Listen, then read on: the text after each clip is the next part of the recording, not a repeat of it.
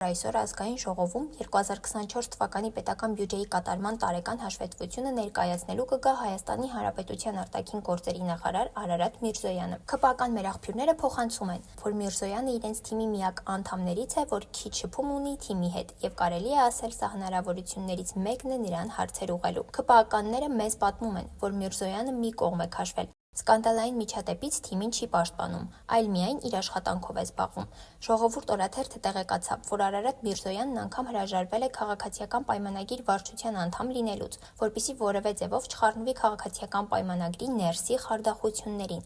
Քաղաքացիական պայմանագրի մեր աղբյուրները նշում են նաև, որ Միրզոյանը կապը խզել է անգամ իր վաղեմի ընկերների հետ եւ այլևս թիմային մարդ չի համարվում։